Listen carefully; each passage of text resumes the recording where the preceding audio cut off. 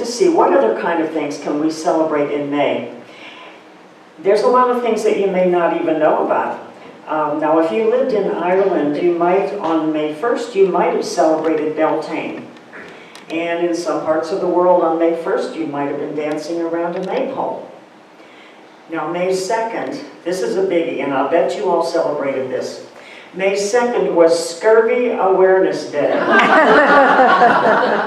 It's a good day to suck a lemon, so you don't have to worry about getting scurvy on that day. Now, May 3rd was Hug Your Cat Day. I didn't make these up, they're actually online. Now, that's not to be confused with Hug Somebody Else's Cat or somebody's dog.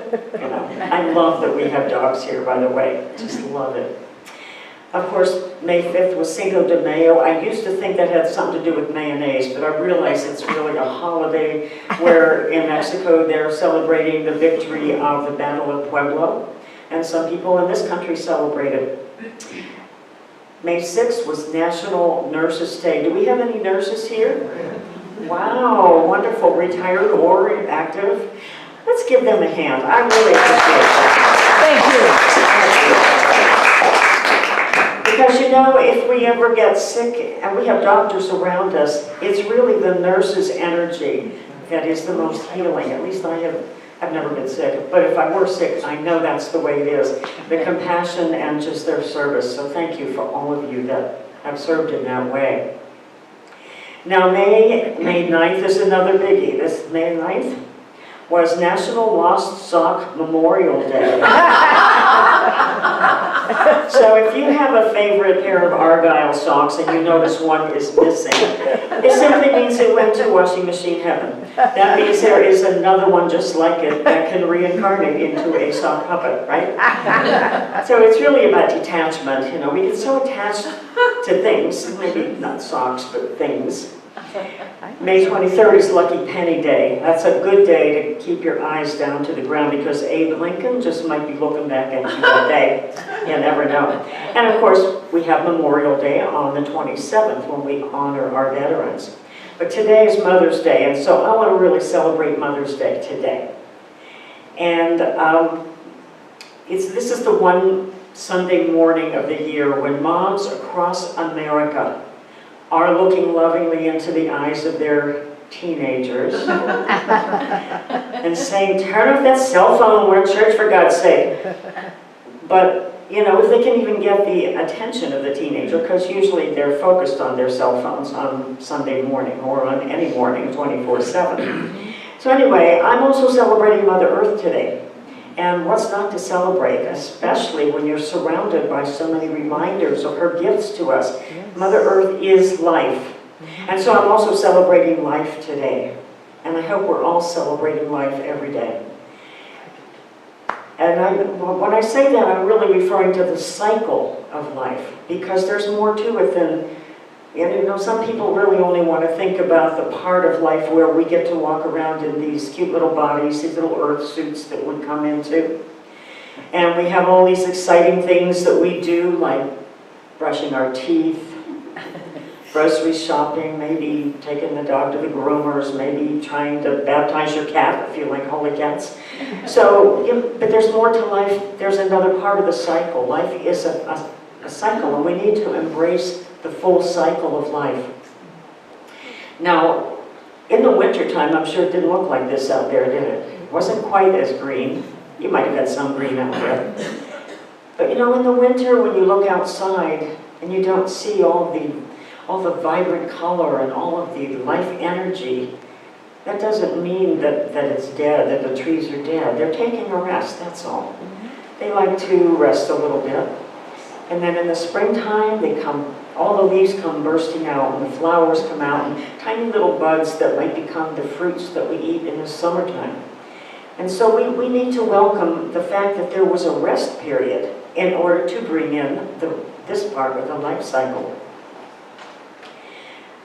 And so I think we do that too.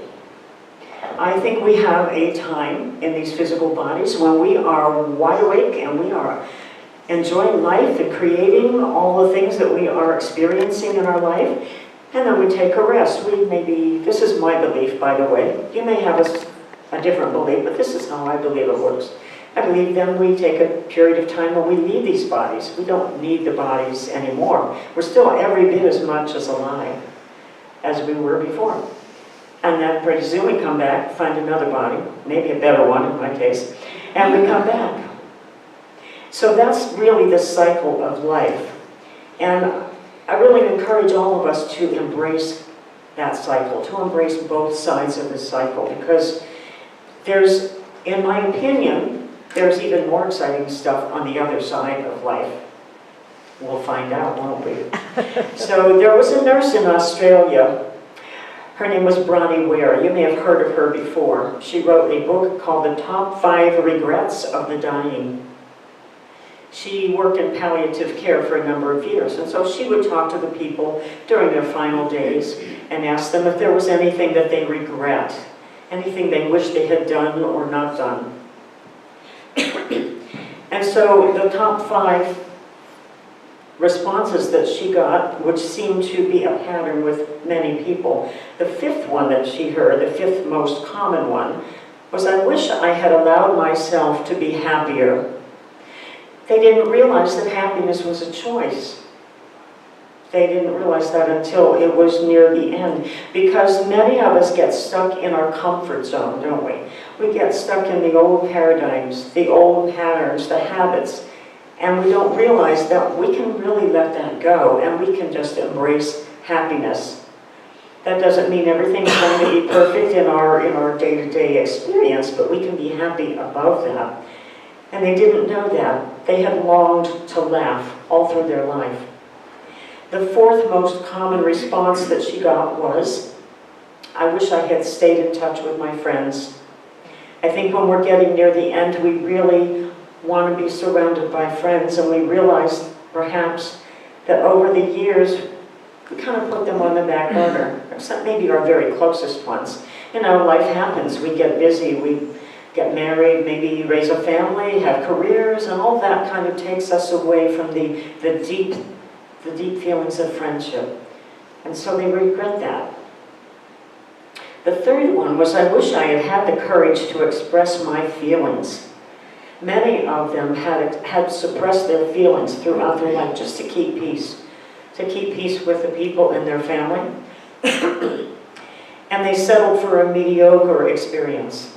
They didn't ever really accomplish what they could have in their lives. And they may have actually contracted an illness or a disease because of the resentment that they were holding inside, not allowing their feelings to really flow and be expressed. The 2nd most common one was, I wish I hadn't worked so hard. Anybody have that one? Oh, not too many. It was mostly men who said that, because of course in the palliative care unit, most of the people who were getting near the end were older. They were in a generation where women were not so much the breadwinners, it was the men. And so the men really expressed how they wish they hadn't really been on that work treadmill so long in their lives. The very first one, the very top, most common thing that so many people said was, I wished I had had the courage to live life true to myself and not the life that others expected of me. Many of them realized they had dreams that were unfulfilled. You know, we might grow up and our parents think we should do this or do that, or we just feel that we're limited into what we can do, and so we end up settling for something less than what it could have been. And they realized that that was choices that they either made or didn't make that caused that. So it's really good through our life to be aware that we are alive, and let's be fully alive and present in this life and not worry about what's going to happen at the end of life, but just be alive and stay with your family and friends and your feelings and express and love, be love. I want to share a little bit about my book today. And I have a correction to make about the CD. The CD is not an audiobook of the book. The CD is actually excerpts from Neil Donald Walsh's book called Home with God and a Life That Never Ends. He wrote that book, And I wanted to read excerpts of it, so I put excerpts of it on the CD. And I have a friend, a musician friend, Stephen Pike, who wrapped his music around it. So it really is quite lovely, especially if someone is in hospice and they listen to that. It would be comforting to them, at least I believe it would be. But the book itself, my book is called When the Wind Chimes Chime, Ending the Greatest Fear of All. So what do you think is the greatest fear of all? Dying. Yeah. Public speaking. I knew that was going to come up. I don't think anyone ever died of public speaking, but I have my fingers crossed just in case, because I'm doing it. Yes, that's what they say, public speaking. I can't prove that. But I think death and dying really is the #1 fear. And there are lots of reasons for that. Maybe some of you have some of those reasons. Who can tell me what are some reasons you might be in some kind of fear about death or dying? Anybody? My 8th grade biology teacher told us that the #1 biological drive of all living organisms is to survive. Mm-hmm. And you're right, we have a survival instinct built right into us. Even if we lived a pretty miserable life, sometimes I think at the end of life we cling to life because we don't like change. We like to be in our comfort zone. Anybody else? Yes? I don't have any fears of death at all because I faced it several times in my life, and and I've lost everybody in my family, my parents, my brother, and all my cousins. So that doesn't bother me, but there's something that I find strange is that the more religious people I know, the truly religious people, the ones who go to church every Sunday, seem to be the ones who fear death most of all. I've discovered that a lot lately, and it surprised me. Mm-hmm. So if you didn't hear him, he said sometimes the more religious people seem to fear it. And that, in my opinion only, that could be because many of our organized religions have their teachings, you know, the fear of hell. You're going to go to hell if you did or didn't do whatever. Or just different ideas that may actually engender some of that fear for some people. Yes? I was thinking along those same lines, and I've seen that too, and I've faced that, the fear of the unknown. And you hear all these things, and the more theories you get, theoretical into maybes and what ifs and such, once it happens, it's the only way you're going to know. So unless somebody's like a ghost whisperer or something, hey, guess what? You ain't going to believe what it's like over here. You're not really prepared for what's over there because you have so many maybes and ifs and theories, but you don't have the definite, not guess where I'm at, wish you were here kind of postcard. That's true, that's true. The fear of the unknown is really a big one. Some people believe that there is nothing, it's just a total darkness, and that may be scary to them. Some people believe they're either going up or down. And for me, I believe there are many dimensions. I believe that when Jesus said, "In my Father's house are many mansions," he was referring to the different dimensions after we leave this third dimension. And I think some of them may actually not be very pleasant if we have created that, and they get higher and higher, and some of them are what we would call heaven. But these are things that I believe we actually create for ourselves. Yes? Quantum mechanics has proven that And can you talk louder? quantum mechanics Quantum mechanics. supports the notion, for lack of a better word here, that whatever will happen will be whatever you think will happen, because mind is the only thing that exists. So if you think you'll go to hell, you'll go to hell. It'll be what you think it'll be. If you think you're going to the forest, then you'll go to the forest, and it'll look like what you think it'll look like. So it's very important what you think and how the emotions attached to it when you die. I think that's extremely important to know that our state of mind and our belief system is creating what we will experience. I believe it's important. That's why it's important for hospice to help those people. Yes. Most people, if I had asked that question, most people would say they fear death because they fear the dying process, the pain, or being a burden on their family, or losing their dignity. Those are some of the main fears. But in a group like this, we come up with higher ideas about that, don't we? And there's a big difference between religion and spirituality. And I think when we're not indoctrinated by the fears that some religions have, that we may have an easier time with that. But we're all gonna cross over that threshold. So we might as well just let go of the fear and know that it's a natural part of living. I've been curious about death and dying all my life. Even as a kid, my parents used to take me to a lot of wakes. I never understood why they used that term. Nobody ever woke up there. I guess it was wishful thinking, I don't know. But it's like almost every year somebody that they knew died, and we would go to a funeral home. And I remember as a little kid looking at that, almost looked like in a wax museum, that person in there, and thinking, wow, that must be the most exciting part of life, because I knew they weren't in there, and I knew that they were somewhere having a great time. I don't know why I thought that as a kid, but I've always held on to that. So, hey, to be released from any of our limitations and problems we have here, what could be better than that? So I never had those horrible thoughts about death and dying. That doesn't mean I didn't grieve. I've lost grandparents as a child. I certainly lost pets, and that's one of the hardest for me. I can be okay, even when both of my parents were 90 when they died, and I cried maybe, I can't really even say I cried. They wanted to go, and I thought it was wonderful, and I cheered them on, really. But my cat, oh my God, I'm still trying to get over any of that. Yeah, I don't know what it is about that. I guess because he had 4 legs instead of 2, and that just doubles the grief. Yep. Yes. Yes. It's pure love. Pure love. Pure love, I know. Yeah, that's it. Yes, innocent love too. Pure love. Yes, absolutely. You're supposed to be That's Okay, I have permission to be that way then. Yep. Yes. Perfect, all right. So, I think that our beliefs and our fears about death actually do shape our end-of-life experience, as you said.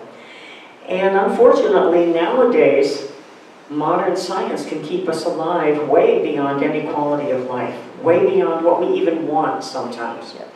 So my book, When the Wind Chimes, Chime, and I'll explain why I titled it that. It's really a 2-part book. The first part is about a little boy who died. And this is a nonfiction book. It's all true, except for one part, which I'll talk about in a minute. The first part is the story of Andreas. He was 7 years old when he died of bone cancer. The second part of the book is a compilation of stories about people I have known who came to the end of their life in peace for a variety of situations. And I wrote it partly, I was in a meeting one day and there was a young man who stood up and told about his little boy who had died. As soon as I heard it, I knew I was supposed to write that story. I don't know why, but I did. And I asked the father, if he would mind, and he was thrilled that his son's life and legacy would be put into words. I wrote it to open our hearts to that little boy, but I also wrote it to open our eyes. Because if we have children, grandchildren, who are diagnosed with a fatal disease, we may not have the choices that we think we will have. Because as they found out with Andreas, if your child is under 16, whatever the doctor says is the law. I'll talk more about that in a moment. But I started the book in a little bit of a fiction thing. I called it The Soul Plan. And I wrote it in italics, so you can tell it's a little separate from the true story. I wrote it because I believe it's true. I believe that before we come into this incarnation, that a group of souls, a soul group, come together and design their next incarnation. And so I started out the Soul Plan by saying, it was long, long ago in that timeless, spaceless, forever world between lifetimes, that a group of souls came together to set their future in motion. The plan was designed, agreements were reached, and a new mission was set forth. And then I talk about these souls. You know, a little baby boy comes onto the earth. His parents named him Gordy. This is the father. A couple years later, a little baby girl was born. They named her Joey, and these two children grew up. They met each other. They fell in love. They got married. They brought in first a little boy. They named him Josh. They brought in another little boy a couple years later. They named him Andreas. And a couple years later, they bring in their third child, named Zachary. Their family was complete, and they were happy. Life was good until. And then I go into the true story of Andreas's life. And I won't give the whole story, but I want to at least tell you approximately what happened. When he was 7 years old, they found a mass in his upper right arm, and they were told he had osteosarcoma, which is bone cancer. Now, the doctor said it was very serious, and they had to start doing chemo right away and all this they had to do.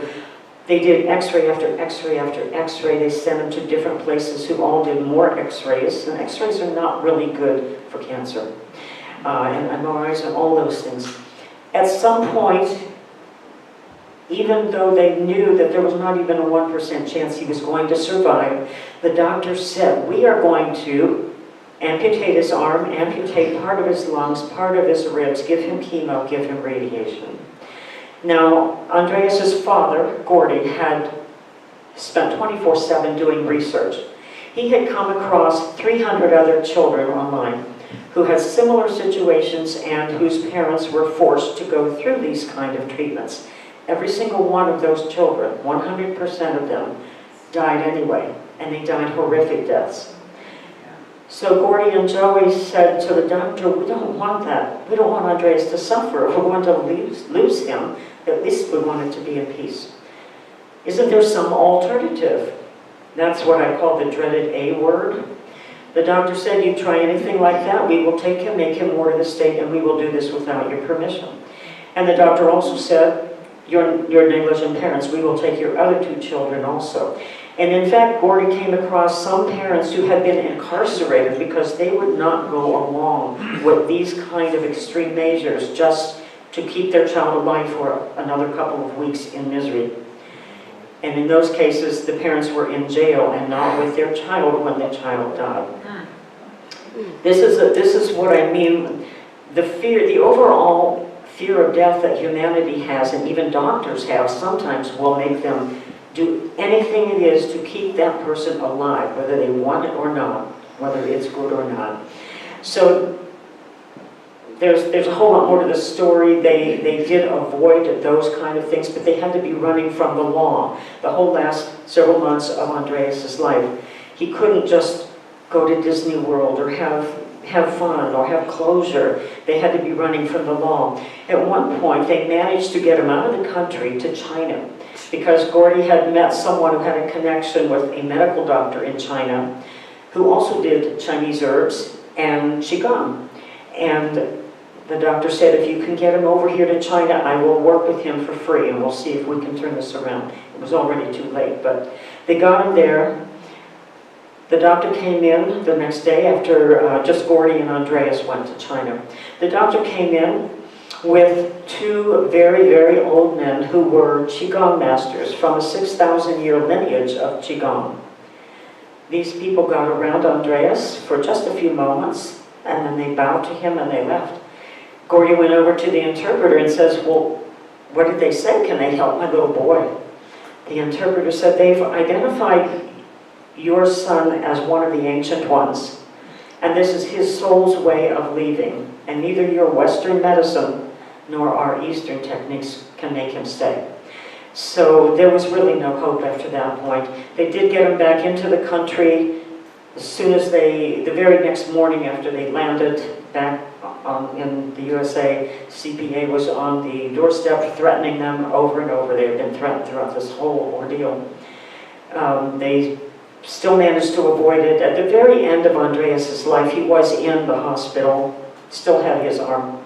And his very last, well, at some point he took his oxygen mask off, and Gordy went over to put it back over Andreas's mouth, and Andreas took his took his daddy's arm and said, "Daddy, turn off my lungs." And his very final words a few moments later were, "When the wind chimes chime." That's why I titled the book that. Those were his final words. I asked Gordy, "What do you think Andreas meant by that?" He said, "Well, I guess he means when I hear wind chimes to think of him or that he's around me." But I remembered an author named Danny Brinkley. Anybody here ever hear of Danny Brinkley? I think he was from Georgia, wasn't he? He wrote a book called Saved by the Light and several others. He's a best-selling author. He actually endorsed my book. Danny had been not such a nice fellow in his earlier years. He was struck by lightning twice, and he had near-death experiences. One of those times, he actually was clinically dead for, I think it was 28 minutes. They had a sheet over him. They were ready to take him down to the morgue, the hospital basement morgue, when somebody saw a puff of breath and knew that he had come back into his body.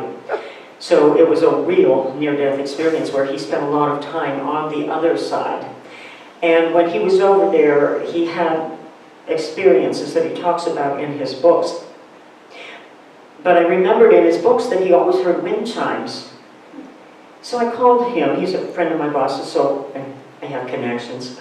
I called him, and I told him the situation, and he said, "I believe that Andreas was already entering that tunnel that we go through when we acclimate to the other side."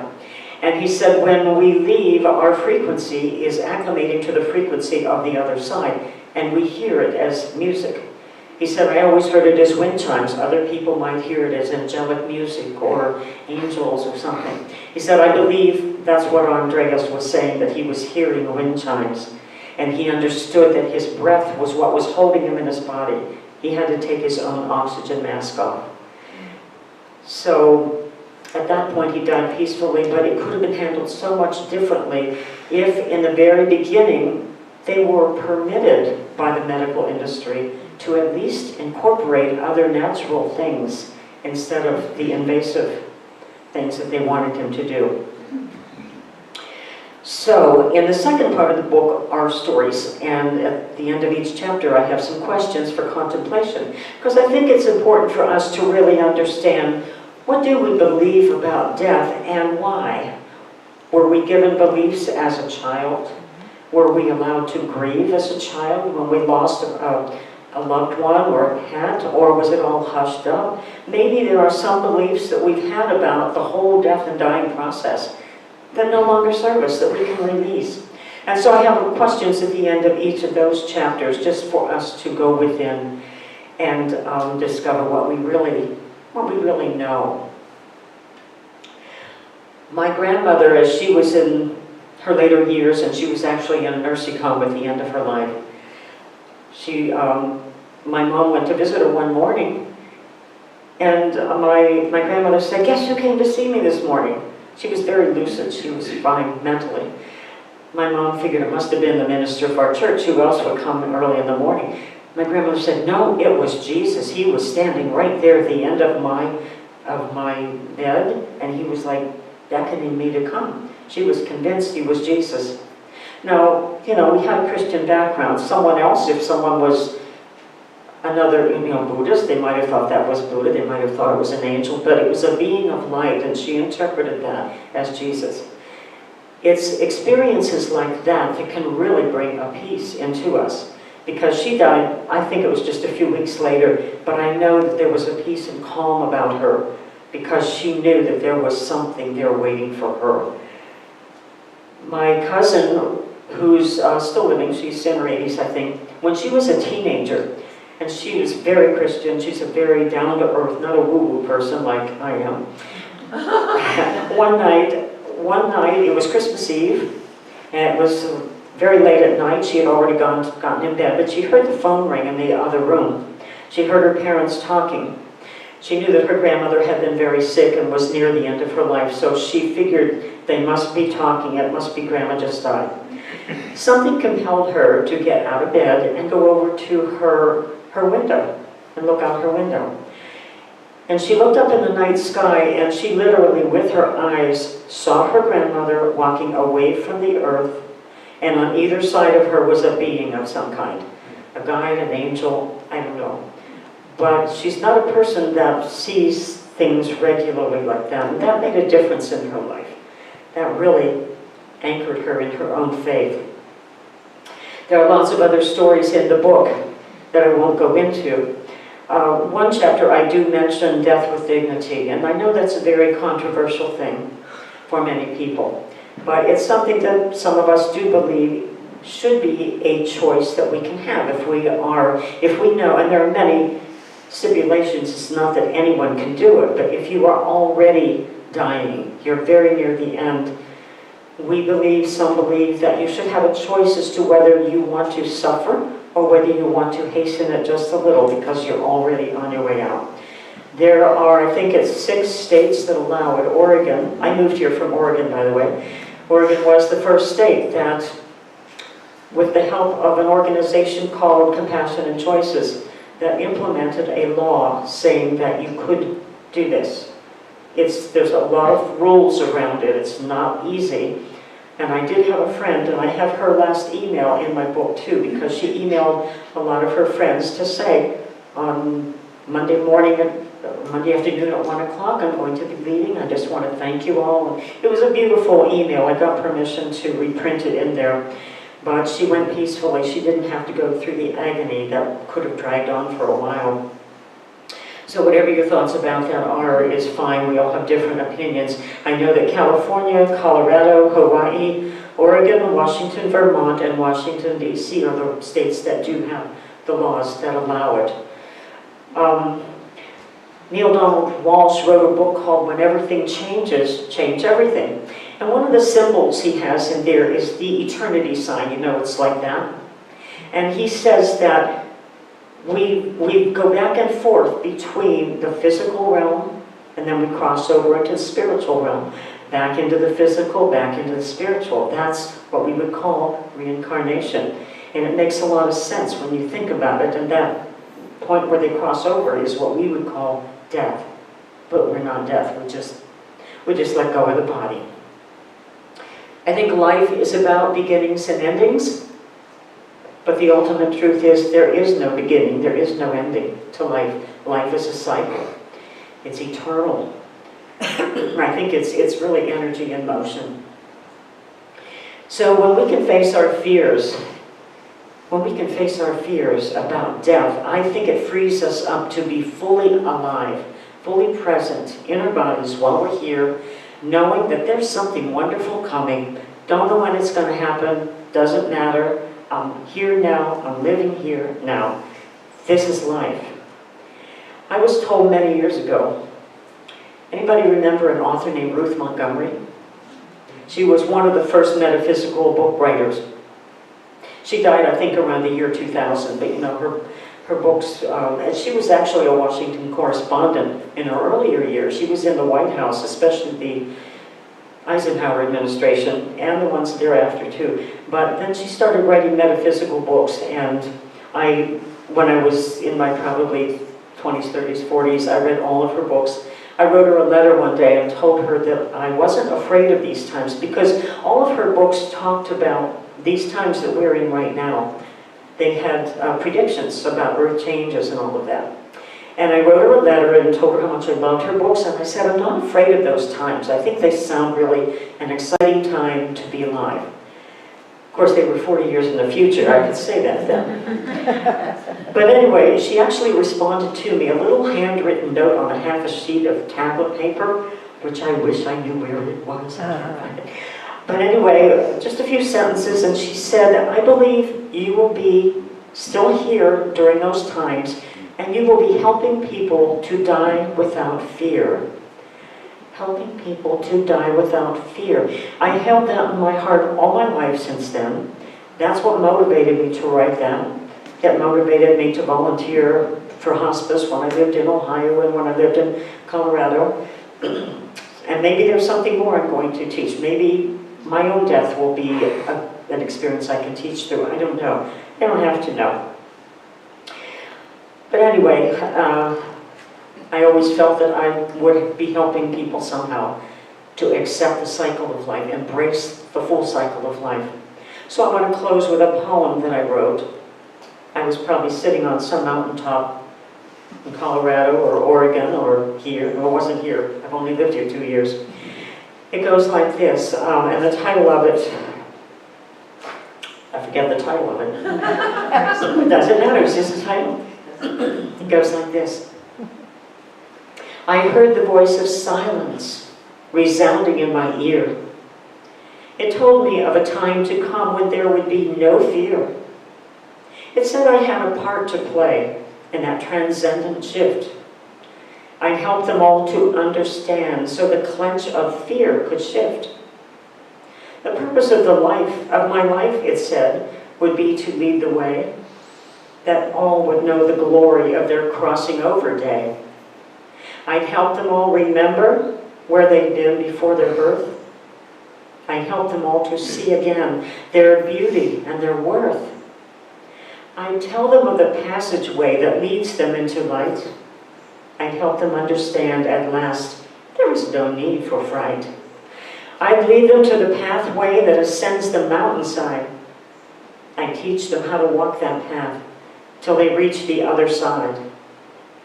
I'd point out all their loved ones, arms open to embrace, awaiting their return at last to that light-filled place. Yes, again, the voice of silence comes pulsing in my ear. It tells me that this is the time we can let go of fear. We can let go of fear. Namaste. That's good. Thank you.